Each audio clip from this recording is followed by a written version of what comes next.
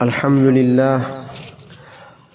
للہ رب العالمین والصلاة والسلام علی سید الانبیاء والمرسلین وعلی آلہ واصحابہ اجمعین اما بعد۔ سورۃ محمد مکمل ہو چکی، اب آگے سورۃ الفتح ہے۔ آج کے درس میں اس کے تعارف کے طور پر چند باتیں عرض کی جائیں گی۔ سورۃ الفتح مدنی سورت ہے، اس میں 29 آیات اور 4 رکوع ہیں۔ اس سے قبل جو سورت گزری سورۃ محمد صلی اللہ علیہ وسلم، اس کے نازل ہونے کا نمبر 95 تھا، اور سورۃ الفتح کے نزول کا نمبر 111 ہے، یعنی اس سے پہلے 110 صورتیں نازل ہو چکی تھیں۔ گزشتہ صورت میں جہاد کا بیان تھا، تو اس صورت میں اس کا نتیجہ ہے، یعنی جہاد اگر مسلسل چلتا رہے تو ایک دن فتح مبین حاصل ہوگی۔ فتح مبین یعنی کھلی فتح، آخری درجے کی فتح، جس کے بعد حالات یکسر بدل جائیں گے، اور فتح مبین سے مراد مکہ مکرمہ کی فتح ہے۔ اس کے بعد عرب کے لوگ فوج در فوج اسلام میں داخل ہونے شروع ہو گئے تھے، اور اس کے بعد کسی بڑی جنگ کی نوبت پھر نہیں آئی۔ مگر اس صورت مبارکہ میں اشارہ ہے، بظاہر صلح حدیبیہ کو فتح مبین کہا گیا ہے، اس لیے کہ وہ فتح مکہ کی تمہید تھی۔ حدیبیہ ایک کنویں کا نام ہے، اور اس کے پاس ایک گاؤں بھی ہے، وہ گاؤں بھی حدیبیہ کہلاتا ہے۔ آج کل اسے شمیسیہ کا علاقہ کہتے ہیں، شمیسہ۔ یہ گاؤں مکہ معظمہ سے تقریباً 9 میل کے فاصلے پر ہے، اور اس کا زیادہ تر حصہ تو حرم میں ہے، کچھ حصہ حرم سے باہر بھی ہے۔ غزوہ احزاب میں جب کفار کا لشکر نامراد ہو کر واپس لوٹا تو نبی اکرم صلی اللہ علیہ وسلم نے اس موقع پر ارشاد فرمایا صحابہ کرام سے کہ اب ہم ان پر چڑھائی کریں گے، وہ ہم پر حملہ نہیں کر سکیں گے۔ نبی اکرم صلی اللہ علیہ وسلم کا ارشاد مبارک تمام صحابہ کرام جانتے تھے۔ اور پھر واقعہ یہ پیش آیا کہ نبی اکرم صلی اللہ علیہ وسلم نے ایک خواب دیکھا، اور خواب میں یہ تھا کہ آپ صلی اللہ علیہ وسلم اپنے صحابہ کے ساتھ عمرہ کے لیے مکہ مکرمہ تشریف لے گئے اور اطمینان کے ساتھ عمرہ ادا کیا۔ اس خواب کا تذکرہ سورۃ الفتح کی آیت نمبر 27 میں آئے گا۔ مکہ میں واقع بیت اللہ شریف تمام عربوں کے لیے مشترک عبادت گاہ تھی، اس لیے آپ صلی اللہ علیہ وسلم نے اور آپ کے صحابہ نے بھی یہ خیال کیا کہ اگر وہ عمرہ ادا کرنے کے لیے جائیں گے تو مکہ والے روکیں گے نہیں۔ چنانچہ سن 6 ہجری میں نبی اکرم صلی اللہ علیہ وسلم اپنے 1500 صحابہ کے ساتھ ذوالحلیفہ سے عمرہ کا احرام باندھ کر اور قربانی کے جانور ساتھ لے کر مکہ مکرمہ کی طرف روانہ ہوئے۔ خبروں کو چھپانے کا، باتوں کو چھپانے کا، اپنے سفر کو چھپانے کا اہتمام نہیں کیا گیا، اس لیے کہ جنگ کرنا مقصود نہیں تھا بلکہ صرف عمرہ ادا کرنا تھا۔ تو اس لیے یہ خبر مکہ والوں تک پہنچ گئی کہ مسلمان عمرہ ادا کرنے کے لیے مکہ مکرمہ کی طرف آ رہے ہیں۔ تو ان لوگوں نے یہ طے کیا کہ کسی قیمت پر مسلمانوں کو مکہ مکرمہ میں نہیں آنے دینا۔ جب نبی اکرم صلی اللہ علیہ وسلم اور صحابہ کرام رضی اللہ تعالی عنہم مکہ مکرمہ سے کچھ فاصلے پر رہ گئے تو آپ کو اطلاع ملی کہ قریش کا ایک دستہ، یعنی ان کا لشکر کا ایک حصہ وہ راستے میں ہے، وہ راستہ جو مکہ مکرمہ کی طرف جاتا ہے، یعنی جس راستے سے مکہ مکرمہ میں داخل ہونا ہے اس راستے پر انہوں نے ناکہ لگایا ہوا ہے۔ اور آپ صلی اللہ علیہ وسلم کا راستہ انہوں نے بند کر رکھا ہے۔ تو نبی اکرم صلی اللہ علیہ وسلم نے صحابہ کرام کو حکم دیا کہ وہ معروف راستہ چھوڑ کر دائیں جانب کا راستہ اختیار کریں تاکہ ہم دوسرے راستے سے مکہ مکرمہ پہنچ جائیں۔ چنانچہ ایک دشوار گزار راستے سے آپ صلی اللہ علیہ وسلم مکہ مکرمہ کی طرف چلے اور اپنے سفر کو جاری رکھا، اور اسی طرح آپ صلی اللہ علیہ وسلم حدیبیہ میں پہنچ گئے۔ عام طور پر جو لوگ مدینہ منورہ سے آتے تھے مکہ مکرمہ کی طرف، وہ حدیبیہ سے نہیں گزرتے تھے، ان کا گزر اس راستے سے نہیں ہوتا تھا، یہ ذرا راستے سے ہٹ کر تھا۔ جب آپ حدیبیہ کے مقام پر پہنچے تو آپ کی اونٹنی بیٹھ گئی۔ لوگوں نے اونٹنی کو اٹھانے کی کوشش کی مگر وہ اٹھی نہیں۔ لوگوں نے کہا کہ نبی اکرم صلی اللہ علیہ وسلم کی اونٹنی کسوا اڑ گئی ہے، تو آپ نے فرمایا کسوا اڑی نہیں، نہ یہ اس کی عادت ہے بلکہ اس کو روک لیا گیا ہے۔ جس ذات نے ہاتھیوں کو روکا تھا اسی ذات نے آج اس اونٹنی کو بھی یہاں پر روک لیا ہے۔ وہاں پر پانی کا ایک کنواں تھا جس میں پانی برائے نام تھا۔ لوگوں نے پہنچتے ہی وہ پانی سارا لے لیا۔ جب پانی باقی نہ رہا تو لوگوں نے پیاس کا شکوہ کیا اور پانی کی ضرورت کا شکوہ کیا نبی اکرم صلی اللہ علیہ وسلم کے سامنے۔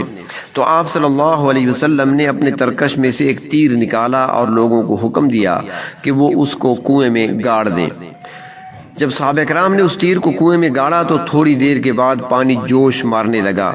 لوگوں نے پیا یہاں تک کہ سب سیراب ہو گئے، اور جب تک حدیبیہ میں قیام رہا لوگ اس چشمے سے پانی لیتے رہے اور استعمال کرتے رہے۔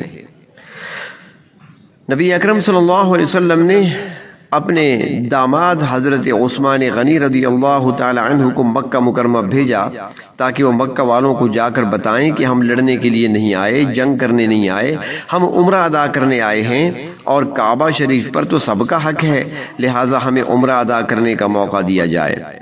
حضرت عثمان غنی رضی اللہ تعالیٰ عنہ جب پہنچے گفتگو کرنے کے لیے، بات کرنے کے لیے اللہ کے رسول صلی اللہ علیہ وسلم کی طرف سے سفیر بن کر، تو ان کو وہاں پر روک لیا گیا اور کہا گیا کہ ہم مشورہ کر کے جواب دیتے ہیں۔ حضرت عثمان غنی رضی اللہ تعالیٰ عنہ کے واپس آنے میں جب دیر ہوئی تو یہ افواہ اڑا دی گئی کہ حضرت عثمان غنی رضی اللہ تعالیٰ عنہ کو شہید کر دیا گیا۔ چنانچہ نبی اکرم صلی اللہ علیہ وسلم نے جب یہ خبر سنی تو آپ صلی اللہ علیہ وسلم ایک کیکر کے درخت کے نیچے اس وقت تشریف فرما تھے۔ آپ نے صحابہ کرام کو بلایا اور ان سے بیعت لی کہ جب تک حضرت عثمان غنی کے خون کا بدلہ نہیں لے لیا جاتا چین سے نہیں بیٹھیں گے، نہ واپس جائیں گے۔ جب اس بات کی اور اس بیعت کی اطلاع مکہ والوں کو پہنچی تو انہوں نے حضرت عثمان غنی رضی اللہ تعالیٰ عنہ کو جلدی سے واپس بھیج دیا، اور اس کے بعد سفارتوں کا سلسلہ شروع ہوا، گفتگو چل پڑی۔ 5 سفارتیں آتی رہیں اور آخر میں صلح ہوئی، اور صلح کی جو دفعات تھیں وہ یہ تھیں۔ پہلی بات یہ طے ہوئی کہ نبی اکرم صلی اللہ علیہ وسلم اور مسلمان اس سال مکہ میں داخل ہوئے بغیر واپس چلے جائیں گے، اگلے سال عمرہ ادا کرنے آئیں گے اور 3 دن مکہ میں قیام کریں گے۔ اپنے ساتھ ہتھیار لے کر نہیں آئیں گے، صرف تلوار ساتھ لائیں گے اور وہ بھی میان میں ہوگی۔ دوسرا یہ کہ 10 سال تک فریقین کے درمیان جنگ بند رہے گی، اور اس عرصہ میں لوگ امن میں رہیں گے، کوئی کسی پر ہاتھ نہیں اٹھائے گا۔ اور تیسری بات یہ کہ قبائل میں سے جو چاہے قریش کے ساتھ عہد و پیما کر لے ان کا حلیف بن جائے، اور قبائل میں سے جو چاہے وہ نبی اکرم صلی اللہ علیہ وسلم کا حلیف بن جائے۔ جو قبیلہ جس فریق کے ساتھ شامل ہوگا اس کا ایک جزو سمجھا جائے گا۔ اگر اس قبیلے پر زیادتی ہوئی تو خود اس پر زیادتی تصور کی جائے گی۔ اور ایک شرط یہ بھی تھی کہ قریش کا جو آدمی مسلمان ہو کر مدینہ جائے وہ واپس کیا جائے، اور مدینہ کا جو مسلمان خدا نخواستہ مرتد ہو کر مکہ آئے تو مکہ والے اس کو واپس نہیں کریں گے۔ بظاہر اس صلح نامے کی شرائط بہت غیر متوازن تھیں، اور ان شرائط سے یوں لگتا تھا جیسے مسلمانوں کو جھک کر صلح کرنی پڑی ہے، بلکہ بعض شرائط سے تو مسلمانوں کی سبکی کا تاثر بھی ملتا تھا۔ مثلا جب یہ شرط لکھی گئی کہ اگر کوئی مسلمان مدینہ سے مکہ آ جائے تو قریش اسے واپس نہیں کریں گے، لیکن اگر کوئی مسلمان مکہ سے مدینہ چلا جائے تو مسلمانوں کو اسے واپس کرنا ہوگا۔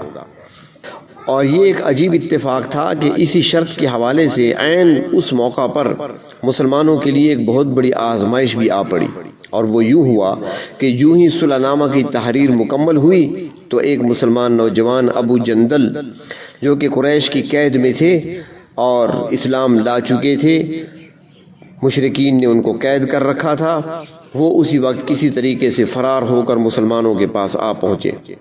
حضرت ابو جندل رضی اللہ تعالی عنہ کے والد سہیل بن عمرو وہاں پر موجود تھے، جو مذاکرات کے لیے قریش کی طرف سے سفیر بن کر آئے تھے۔